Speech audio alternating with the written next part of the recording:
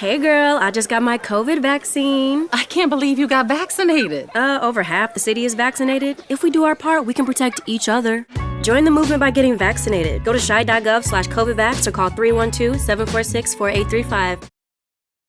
Invest in your future with a graduate degree from Elmhurst University. We offer over 20 master's degrees and graduate certificates in business, education, healthcare, and technology. Our affordable tuition and convenient location make Elmhurst University the perfect place for busy professionals looking to advance their career. It's time for you to experience Elmhurst University. Register today for our October 23rd graduate programs info session at elmhurst.edu/chooseelmhurst. Today, I want to tell you about a simple way to get all the entertainment you love without the hassle. DirecTV Stream brings your live TV and on-demand favorites together like never before, which means you can watch your favorite sports, movies, and shows all in one place. And the best part? There's no annual contract. So stop waiting and get your TV together with DirecTV Stream. You can learn more at directtv.com. That's directtv.com. Compatible device required. Content varies by package.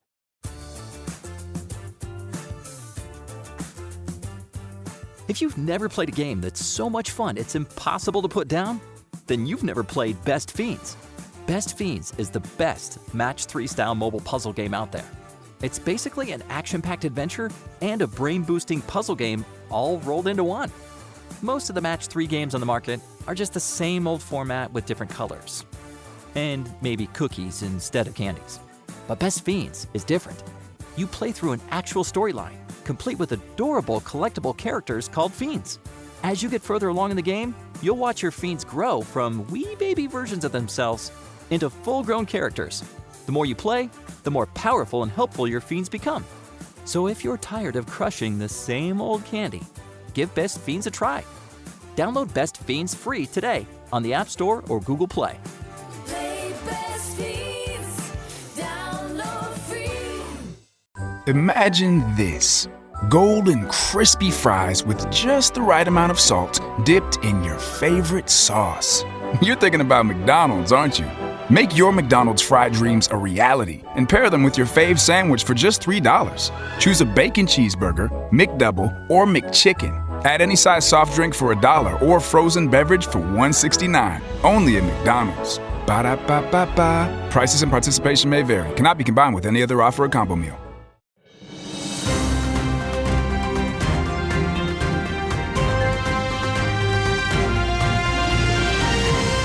Hey everybody, welcome to the Wrestling News Brief for this Thursday, October 14th.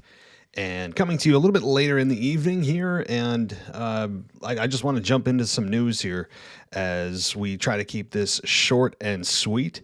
And we do these, of course, periodically, and it's not always done when only blockbuster news comes out, but rather when there's just interesting news, maybe that you haven't heard yet.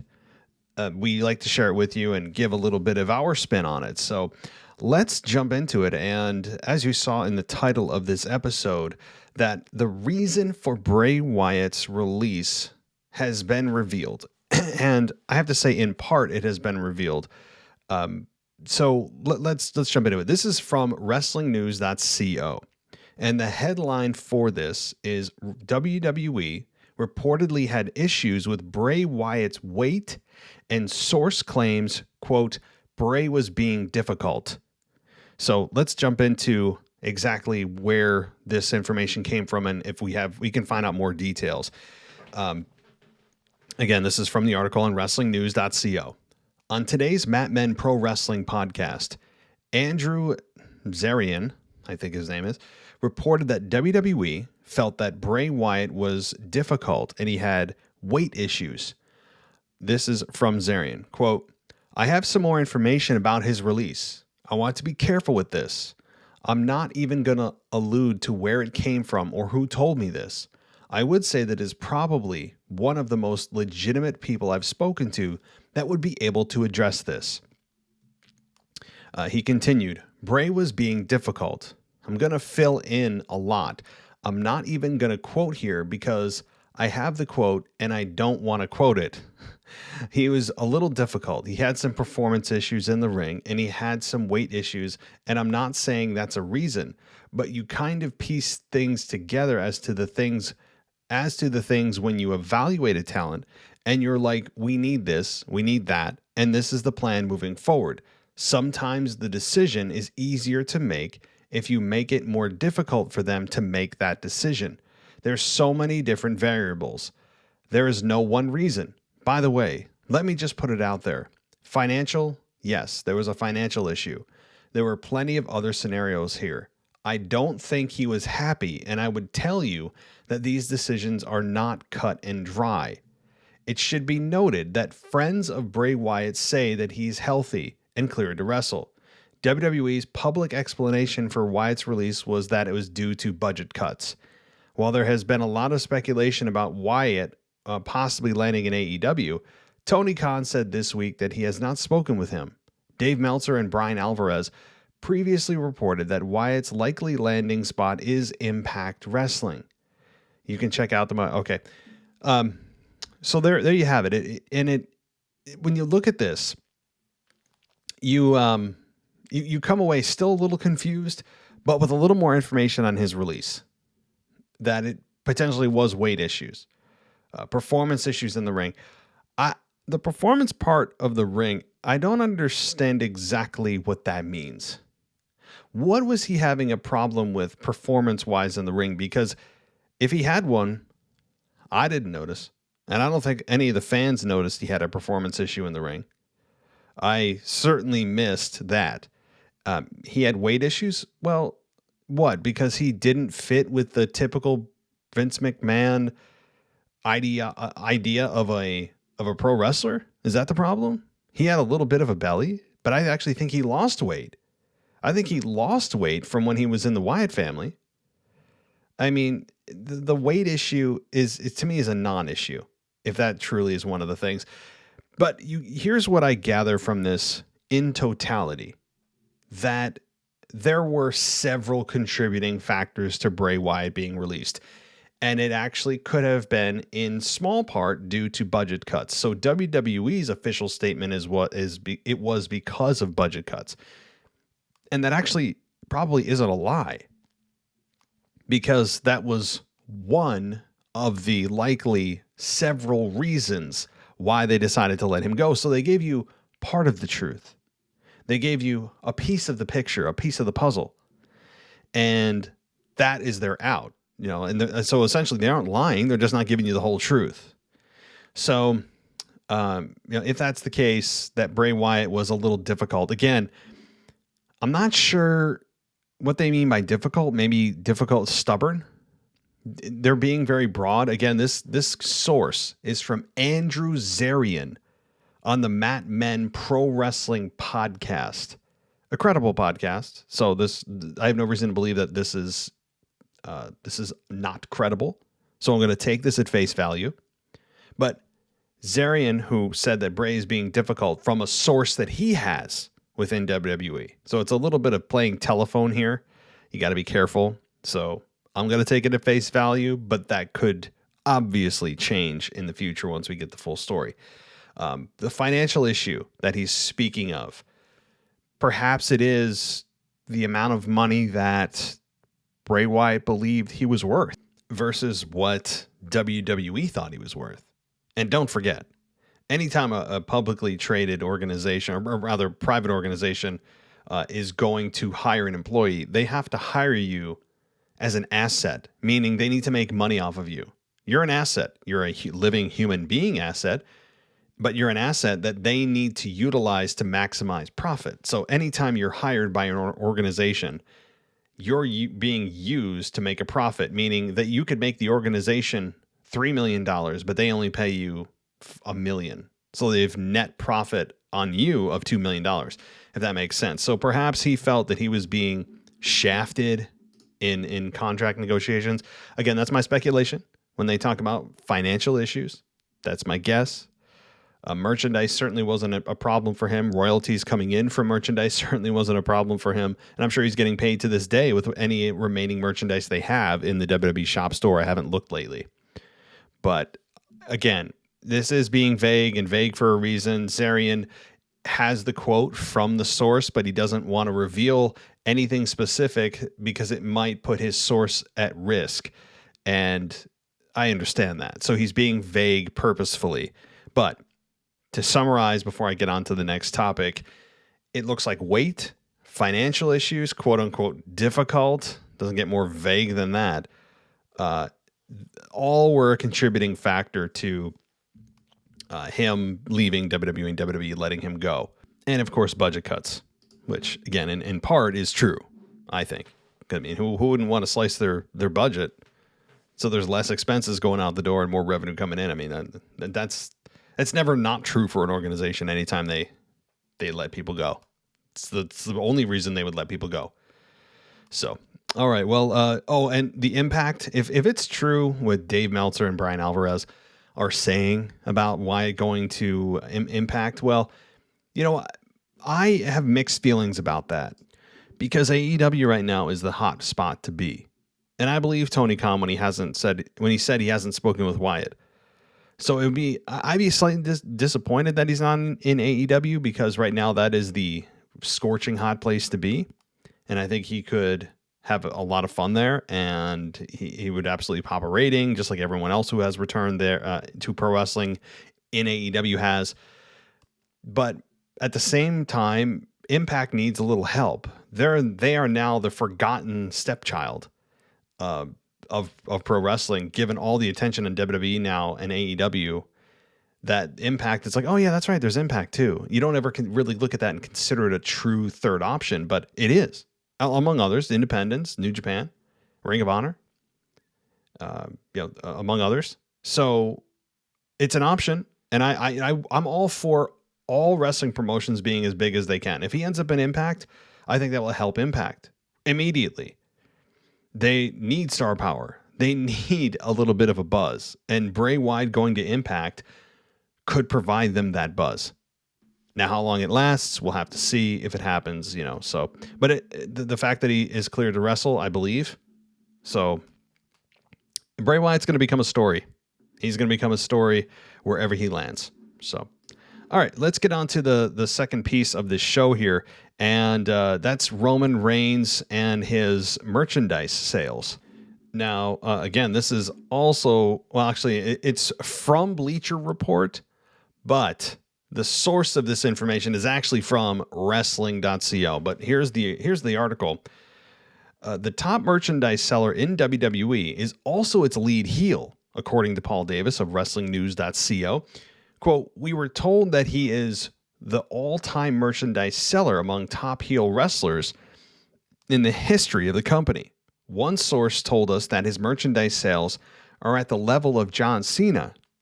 And it's more impressive because Cena sold a ton of merchandise as a babyface, while Reigns is supposed to be a despised heel. If accurate, that's a huge deal. Heels have never been huge merchandise movers, while Cena is among the biggest in the company's history.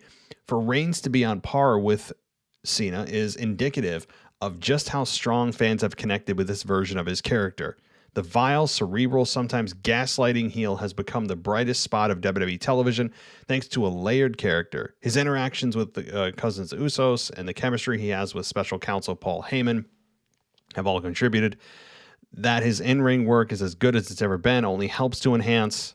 And it closes out by saying, given the quality of the overall presentation, this news shouldn't surprise anyone. Well, it is surprising. If it wasn't surprising to anyone, why is it a story, right? I mean, you don't put things that are commonplace as stories, okay? But that said, it is a bit surprising, but I also understand the psychology of it. Heels do not traditionally sell merchandise.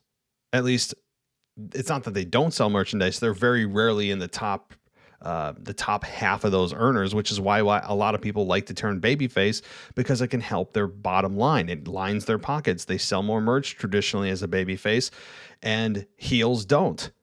And to see Roman Reigns in this position, selling a hell of a lot of merchandise, I think the Bloodline t-shirt is going to be a top seller and one of the most I think one of the staples and symbols of this entire run will be the shirt they're wearing right now that just says the Bloodline, and it has Roman Reigns at the literal head of the table. That is going to be mark my words, a symbolic image of this time for Roman. Today, I want to tell you about a simple way to get all the entertainment you love without the hassle. DirecTV Stream brings your live TV and on-demand favorites together like never before, which means you can watch your favorite sports, movies, and shows all in one place. And the best part? There's no annual contract. So stop waiting and get your TV together with DirecTV Stream. You can learn more at directtv.com. That's directtv.com. Compatible device required. Content varies by package. Hey girl, I just got my COVID vaccine. I can't believe you got vaccinated. Over half the city is vaccinated. If we do our part, we can protect each other. Join the movement by getting vaccinated. Go to shy.gov/COVIDvax or call 312-746-4835. What you doing? Trying on glasses with Zenny's 3D virtual try-on. Wow, that's pretty cool. But those glasses kind of make you look like your Uncle Bob. Oh, not exactly the look I was going for. Okay, how about these clear glasses? Oh, or these round ones? Very on trend. I like both on you. You know, I also like these aviator sunglasses. Wait, are those the actual prices? I say get all of them. Seriously, why not, right? Oh, now I want new glasses. Zenni.com, quality prescription glasses starting at $6.95. And it's likely contributing to a lot of his merchandise moving. So the point is I'm making, it's surprising. You don't see this a lot. And it's weird because he's not like a cool heel. Fans aren't really cheering for him, although recently they've started to get behind him to recognize just how great this character is. But he's not trying to be a cool heel. Like, he is all in on being a total a-hole. You know, so if the fans start to cheer him, that's not his fault. It's not like he's the character or creative is trying to make him cool, which undermines the whole point of being a heel, which we see so many times again and again throughout pro wrestling, not just in WWE, all promotions, which I think is a big mistake. But Roman's all in. And the fact that he is a top merchandise seller is awesome. And I wouldn't move a thing, right? I wouldn't change anything. It always makes you wonder, what the hell a babyface Roman Reigns could look like now? What would that look like? You know, that's a hell of a topic for another show. What, that should be the next, random show we do is, what does a babyface Roman Reigns look like? And when does he turn? You know, that's a fun conversation to have. So, all right, and the final story I have here is AJ Styles and Omos nearly were split by WWE. This is from Bleacher Report, but they give credit to WrestleVotes, who reported WWE officials came close to splitting the tag team champions during this year's draft. That is until the, quote, power or people of power spoke up and expressed thoughts on how Omos isn't quite ready for singles yet, and they actually listened. It is clear to anyone who watches Styles and Omos perform each week that the company goes out of its way to protect the big man from overexposure. It knows his weaknesses and masks them, typically using Styles when the situation calls for longer in-ring time. Omos has the presence and has shown flashes of connection with the audience. Now he just needs experience. The more he works with the likes of Styles and Orton, the better he'll become. He is currently under the learning tree, and rather than WWE officials trying to rush the process and put him in a position to fail, they should take this time and let him be the most capable and competent he can be. It will benefit both him and WWE in the long run. I couldn't agree more. I couldn't. And I've already heard people complaining about they're tired of seeing Omos and AJ versus the RK Bro. Well, I would say to them, I would say to them, first of all, it hasn't been that long. Okay, a month or two tops. Number two, it does help Omos in the long run. It's a little bit of repetitiveness right now for getting Omos to where they want him to be, which is the reason why this team is still together, is to get him where they want him to be. Thirdly, AJ Styles, or rather Randy and Riddle, who are they going to work with beyond them? Who, in terms of star power and talent, who's next? The Viking Raiders? I mean, what's the next tag team that they're going to face? So this is, I think, the best thing right now for Omos, and I've speculated about that, and it seems as if it's confirmed too, that they're going to wait until they feel Omos is ready to move on to the singles role. And until they feel that way, AJ is going to be in this tag team with him.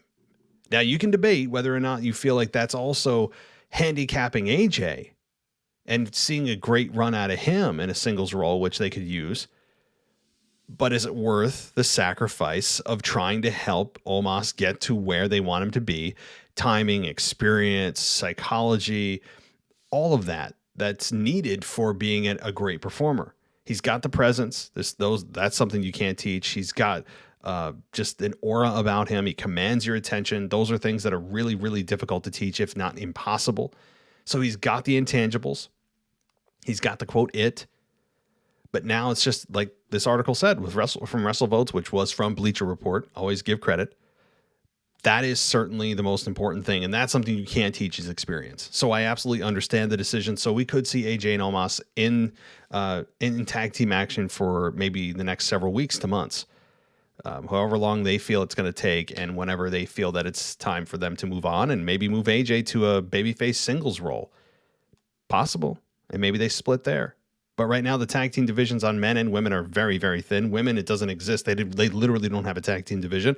And for the men, it's just the same. It's the usual suspects. Of course, we've got Hit Row coming to SmackDown, I believe. So, I mean, they're injecting some new talent. But right now, especially on the Raw side, the tag team division is not looking good, at least in the short term. So let me know what you guys think about this. Would you keep Omos in a tag team with AJ? Yes, the expense, the cost of that, the currency of that is AJ stuck in a tag team when you know he can be a great heel or babyface. He does both very well. But the payoff is the product you're getting for that currency is a potentially main event Omos in WWE. Now, he's not going to have 5-star matches that we deem 5-star today, but as an attraction, he could be big money. You know, they're clearly protecting him. He hasn't even taken a finish, much less left his feet, much less lost a match. He is right now a big deal to WWE, and you can see it. So is the juice worth the squeeze, as they say? Time will tell. Time will tell, but I'm interested to see what you guys have to say about that, about Roman Reigns' merchandise sales being number one on par with John Cena, which is insane. I mean, Roman Reigns is making boatloads of money right now. Kudos to him. He deserves it. And and also obviously the Bray Wyatt incident or reasoning that I talked about at the beginning of the show. So interested to hear what you guys have to say about that. You can email me. You can make that part of the mailbag every week at realwwpodcast@gmail.com or call in and leave a message at 518-952-0247. Everybody, thanks so much for listening to this news brief, and I'll be talking to you next time. Imagine this. Golden, crispy fries with just the right amount of salt dipped in your favorite sauce. You're thinking about McDonald's, aren't you? Make your McDonald's fried dreams a reality and pair them with your fave sandwich for just $3. Choose a bacon cheeseburger, McDouble, or McChicken. Add any size soft drink for $1 or frozen beverage for $1.69. Only at McDonald's. Ba-da-ba-ba-ba. Prices and participation may vary. Cannot be combined with any other offer or combo meal. Every day, thousands of hackers try to steal your crypto. But Arculus uses air-gapped technology by forming a protective barrier that insulates you from hackers and secures your crypto. Order yours at getarculus.com. Hey, which glasses look better on me? Oh, what's this? Zenny's 3D virtual try-on. Pretty cool, right? I don't know about the purple cat eyes. I think they're fun. What about these tortoiseshell glasses? Or these rimless sunglasses? Oh, what about these clear frames? Wait, are those prices real? Do they have glasses for men? Yep. They also have affordable blue light glasses. Seriously? At those prices? Get them all. I like where this is going. Zenni.com. Quality prescription glasses starting at $6.95. Hey girl, I just got my COVID vaccine. I can't believe you got vaccinated. Over half the city is vaccinated. If we do our part, we can protect each other. Join the movement by getting vaccinated. Go to shy.gov/COVIDvax or call 312-746-4835. For 40 years, Michael Myers has haunted this town. is the essence of evil, and evil dies tonight. Halloween Kills, rated R. Under 17, not admitted without parent. In theaters and streaming only on Peacock now.